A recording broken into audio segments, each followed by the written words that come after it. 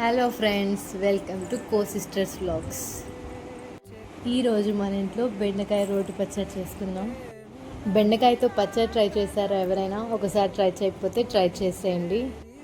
ఆయిల్లో పసుపు వేసుకున్న తర్వాత బెండకాయలు వేసుకొని రోస్ట్ చేసేసుకోవాలి.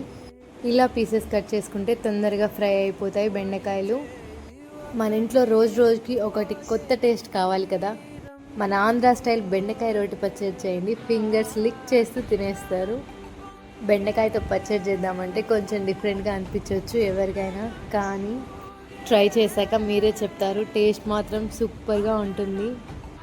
ఆయిల్లో బింది బాగా ఫ్రై అయిపోయిన తర్వాత మళ్ళీ ఆయిల్ వేసుకొని పచ్చిమిర్చి, ఆనియన్స్, టమోటాస్ వేసుకొని బాగా మగ్గిచ్చేసుకోవాలి. మీ ఇంట్లో ఎవరైనా వంట చేసేటప్పుడు ఇంకా కొత్తగా కావాలి అని అడుగుతున్నారా? వాళ్ళ కోసమే ఈ బెండకాయ పచ్చడి ట్రై చేయండి. ఆనియన్స్, టమోటాస్ బాగా మగ్గిపోయిన తర్వాత రోటి పచ్చడి దంచేసుకోవడమే.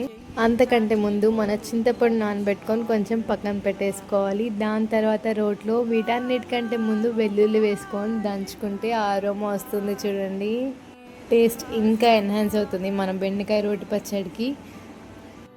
వెల్లుల్లి స్మాష్ అయిపోయిన తర్వాత పచ్చిమిర్చి వేసుకొని మనం ముందుగా నానబెట్టుకున్న చింతపండులోంచి వాటర్ తీసేసుకొని చింతపండు మాత్రమే వేసుకోవాలి.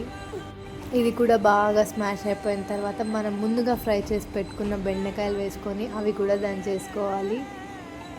బెండకాయ స్మాష్ అయిపోయిన తర్వాత ఫ్రై చేసి పెట్టుకున్న టమోటా వేసుకోవాలి. ఆనియన్స్ లాస్ట్లో వేసుకుంటే అవి తగులుతుంటే చాలా బాగుంటుంది కాబట్టి లాస్ట్లో వేసుకున్నాను ఆనియన్స్. హెల్తీగా ఉండాలంటే బెండకాయతో ఇది ట్రై చేయండి. బెండకాయ నైట్ కట్ చేసేసుకొని వాటర్లో వేసుకొని నానబెట్టేసుకోండి. మార్నింగ్ లేచాక వాటర్ తీసుకుంటే హెల్త్కి చాలా మంచిది.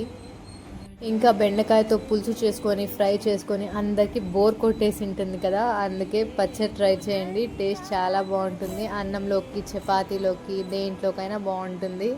లాస్ట్లో తగినంత సాల్ట్ వేసుకొని మిక్స్ చేసేసుకుంటే మన బెండకాయ రోటి పచ్చడి తయారైపోయింది. Thank you so much for watching me, Co Sisters Vlogs. ఈ video in cover. Okay, bye.